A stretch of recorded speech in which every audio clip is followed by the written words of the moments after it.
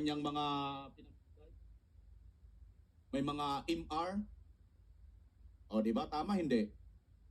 Balikan natin. Wala po yun sa sinumpaan namin sinumpaan po namin tungkulin, katawanin po namin kayo upang ang interes po ninyo ay palaging nadidinig at palaging napuproteksyonan. Kaya lang hindi mo sasabihin mo, halimbawa pumunta ka sa isang nasalantang lugar din, Nelson. Opo. Alam mo naman binaha, halimbawa. Eh di nagpunta ka ng Marikina. May dala-dala kang isang kahon.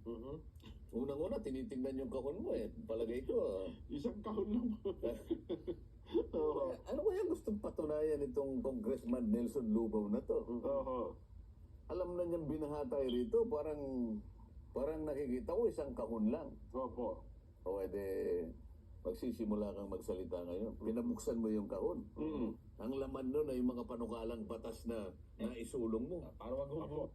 Eh, ang problema, kung Marcolita, baka dito napupunta. Asa na yon? Baka dito napupunta kung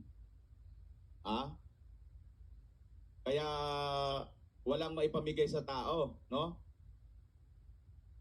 Ayan, no? Di kaya, Congressman Marcolita, dyan napupunta?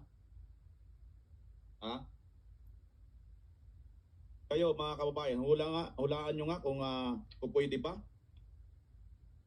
Diyan napupunta yung yung pera ng bayan.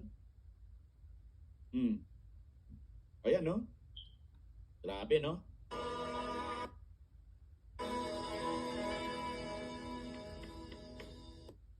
Ang tindi. Ayan, no? 2.7 million.